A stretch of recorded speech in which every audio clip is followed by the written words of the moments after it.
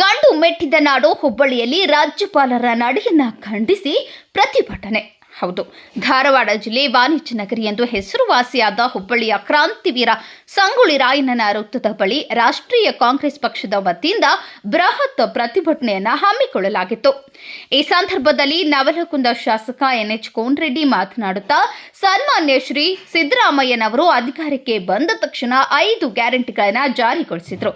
ನಂತರ ಸರ್ಕಾರಿ ನೌಕರರಿಗೆ 7ನೇ ವೇತನವನ್ನು ಯಥಾವತ್ತಾಗಿ ಜಾರಿಗೊಳಿಸಿದ್ರು.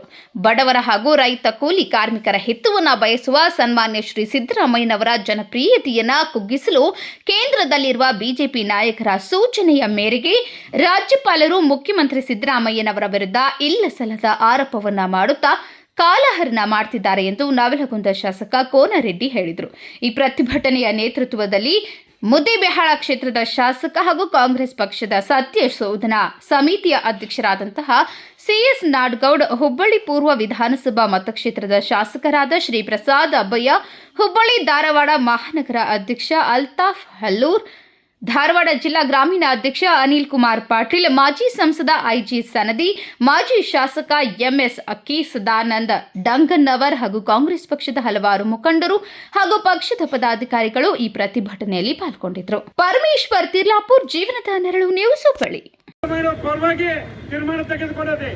ಮೈಸೂರಿನಲ್ಲಿರುವಂತಹ ಸಭೆ 136 ಜನ MLAಗಳು ಸಿದ್ದರಾಮಯ್ಯನವರ ಮುಖ್ಯಮಂತ್ರಿ ಅಂತ ಹೇಳಿದೆ. ಯಾವುದೇ ಕಾರಣಕ್ಕೂ ಮುಖ್ಯಮಂತ್ರಿ ಸಿದ್ದರಾಮಯ್ಯನವರು ರಾಜೀನಾಮೆ ಕೊಡ್ಲಿಕ್ಕೆ ಸಾಧ್ಯ ಇಲ್ಲ. ಗೋಡ ಹಾಯ್ ಮೈದಾನ ನಾವು ಬರ್ತೇವೆ, ಹೋರಾಟ ಮಾಡ್ತೇವೆ, ಜನಾಂದೋಲನ ಮಾಡ್ತೇವೆ. ಇವತ್ತು ನಮ್ಮ ಶಿಸ್ತು ಸಮಿತಿಯ ಅಧ್ಯಕ್ಷರಾಗಿ ಒಂದು CS ನಾಡಗೌಡ ಸಾರ್ ಬಂದಾರ, ನಾವೆಲ್ಲ ಹನುಮಂತ ಬಂದಾರ, ನಮ್ಮ ಹಿಂದೆ ಉಪಾಮಂತ್ರಿ ಇವ್ರು ಡೇವಿಡ್ ಸಿಮೋನ್ ಹೇಳೋರು ಬಂದಾರ, ಎಲ್ಲ ಸಮಿತಿಯ ಸದಸ್ಯ ಬಂದಾರ. ನಮ್ಮ ಪ್ರಸಾದ್ ಅಬ್ಬಯ್ಯವರು ಏನು ಮಾತಾಡಿದಲ್ಲ, ಸೋಮವಾರ ದಿವಸ ಇಡೀ ರಾಜ್ಯಾದ್ಯಂತ ಜಿಲ್ಲಾ ಮಟ್ಟದಲ್ಲಿ ಹೋರಾಟ ಮಾಡ್ತೇವೆ, ಮುಂದೆ ಮತ್ತು ತಾಲೂಕು ಮಟ್ಟದಲ್ಲಿ ಹೋರಾಟ ಮಾಡ್ತೇವೆ.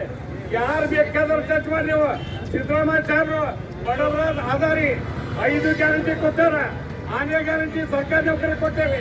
ಅದೇ ರೀತಿಯಾಗಿ ಬಡವರ ಆಧಾರಿ 15 ಬಜೆಟ್ ಮಾಡಿದಂತ ಒಬ್ಬ ಒಳ್ಳೆಯ ನಾಯಕನ ಸಹಿಸ್ಕೊಳಕ್ ನಿಮ್ ಕಡೆ ಸಾಧ್ಯ ಆಗ್ತಲ್ಲ. ಯಾವುದೇ ಕಳಂಕ ರಹಿತ ಒಬ್ಬ ವ್ಯಕ್ತಿನ ಅಕಸ್ಮಾತ್ ನೀವು ಬಿಜೆಪಿಯವರು ಹಿಂಭಾಗದಿಂದ ಏನಾದ್ರು ಪ್ರಯತ್ನ ಮಾಡಿದ್ರೆ ಮತ್ತೆ ಕಾಂಗ್ರೆಸ್ 200 ಸೀಟ್ ಹಾಕ್ಬರ್ತೇವೆ. ನೀವು ಹೇಳಕ್ಕ ಹೆಸರಿರ್ತಲ್ಲ ಅನ್ನುವಂತ ಮಾತನ್ನ ಹೇಳಿ ನಮ್ಮ ಹೋರಾಟ ನಿರಂತರವಾಗಿರ್ತೈತಿ.